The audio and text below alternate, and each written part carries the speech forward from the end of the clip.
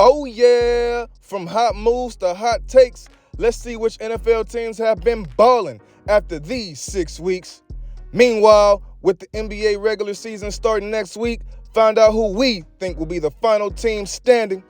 Furthermore, the ALCS has been in full swing, but can the Rangers keep up this historic run? We'll break it all down next on 3D. Woo! Good morning, good afternoon, good night to whatever time that you may be watching. This is 3D, the Daily Dollar Digest. I am your host, William Bush, and thank you for tuning in to episode 6 here on 3D. What a wild weekend in sports that we had. Not just the NFL, but the NCAA as well, with some Heisman moments shining with Washington and Michael Penix showing that big Penix energy. Going ahead and Washington clutched it over Oregon. We had Colorado and the Buffs blowing a 29-point lead. Unfortunately, I won't get too much into that. I won't be Coach Palm up in those boys. A lot of things need to be done. I've already said what needs to be done and what should be done for Colorado moving forward. And I just hope that I see those improvements going forward for them. Let's transition into the NFL, man. Gotta break down what's been happening, what's been going on in sports this past weekend, man. The NFL was a great and fun weekend, wild weekend in sports for the NFL, man. The Chiefs Kingdom, they remained hot with a Thursday night football win as they beat Mr. Burn the Kitchen Wilson himself and those Broncos. Lamar Jackson and the Ravens, they get it done with a side of fish and chips in the Queen's country as they beat the Tennessee Titans. Sam and those howling Commanders, they went ahead and beat those Falcons after 3 picks by Desmond Ridder. Man, the Falcons should be getting rid of you, sir. The Jay Jettersless Vikings, they went ahead and still got a victory over the Bears after Justin Fields went down with that dislocated thumb. Hopefully he might be able to be back in due time for those Bears. Burrow and the Bengals, they still managed to get a win over the Seahawks. Even after a shaky performance, they still managed to get a win after 2 picks by Mr. Don't Write Me Off, Geno Smith. The Miami Dolphins still cannot be slowed down as they backflipped their way to a win as they put 42 points on the Carolina Panthers' head. The Panthers, who will probably still be struggling for the foreseeable future after they traded away next year's first-round draft pick so they could move up just to draft Bryce Young to get tossed around like a Raggedy Ann doll in a toddler room in a daycare. Houston, they are still surprising everybody in the world but Houston fans as they beat the Derek Carr-led Saints, but it's led by Derek Carr, so that should tell you enough. Cooper Kupp and the Rams, they remain hot as they go ahead and beat the Arizona Cardinals and they get their 3rd win of the season. Lions and Jared Goff, they managed to beat the Tampa Bay Buccaneers and the Bucks as they wore the worst uniforms ever in NFL history.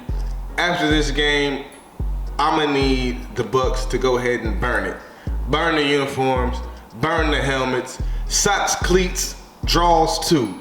Burn it all. It's terrible. Those are the worst uniforms in NFL history, and I really hope that they retire them. Not Tom Brady retire and coming back, maybe it's not.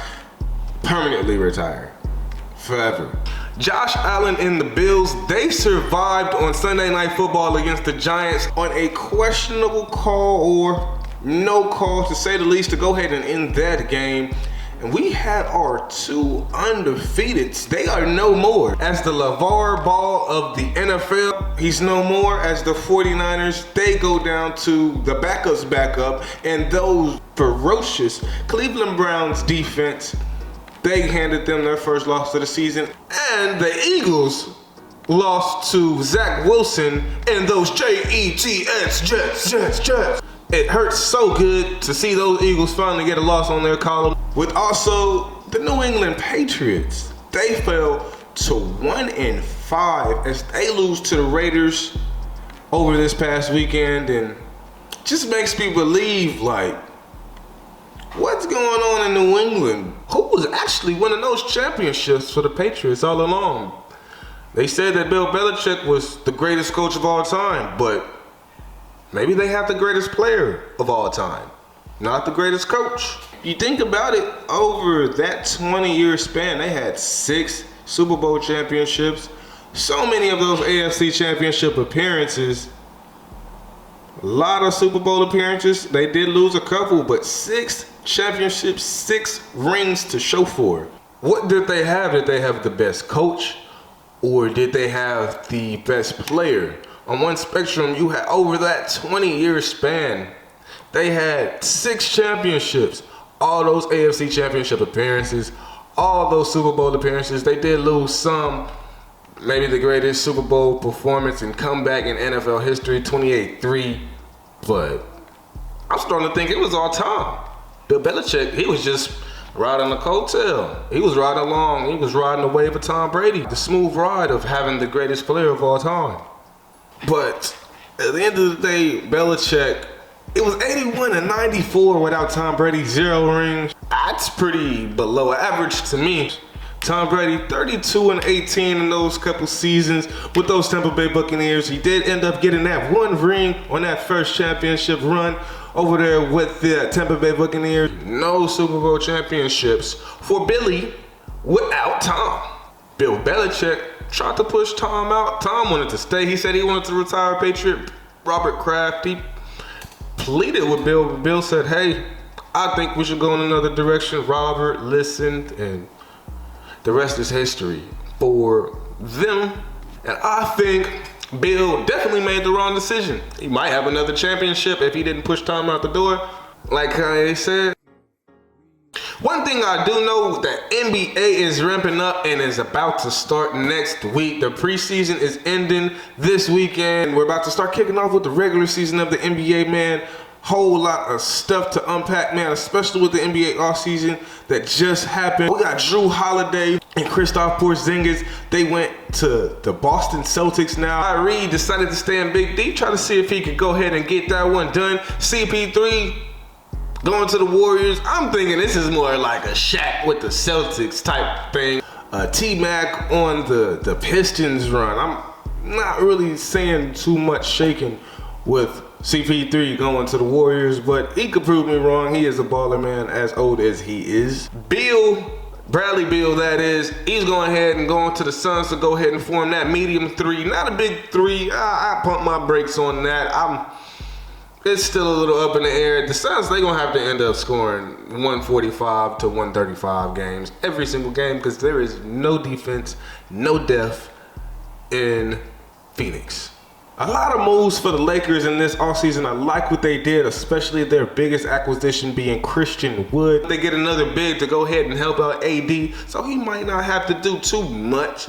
But in the biggest offseason move of the NBA by far would have to be Damian Lillard forming that new dynamic duo over there in Milwaukee on the Bucks to go ahead and form that tandem with Giannis Freak Time. They go ahead and get their free time on the whole season, man. I got big things coming from the Bucks, man. That takes me to my bold prediction for the NBA season, man. I feel like Eastern Conference Finals, Western Conference Finals, the final 4 teams that are going to be matched up, man. I feel like Bucks versus Celtics in the East it's the matchup we have to see. It's a matchup that we need to see. As for the West, I got the Lakers and I got the Nuggets to go ahead and finish out that rivalry that they started last season. A whole lot of chirping back and forth between these 2 teams ever since they got swept, the Lakers that is, in the Western Conference Finals. And tore them up. They had no answer. Let's see if some additions that the Lakers made could answer the call for stopping the Joker, that is, because I don't think Batman's going to be here to save him. Somebody might want to call Houston, because it might be a problem. I don't think anybody's going to be saving them from what my Texas Rangers, man. They have just gone up 2-0 in the ALCS, man. They are 2 wins away from the World Series, man. So many years ago that we got so close, but yet so far from winning the World Series. We haven't been this close in over 10 plus years, man. I liking what I'm seeing from them. Bats are looking hot. The bullpen is looking strong, man. If I had my pick, man, Jonah Heim, he would probably be my ALCS MVP for what he's been doing, man. I just hope that the Texas Rangers can go ahead and keep this one up and go ahead and get us to the World Series. I'm gonna go ahead and get us out of here tonight, man. I appreciate y'all for sticking it out with me on yet another episode here, episode 6 of 3D. I'll see y'all next week. Peace.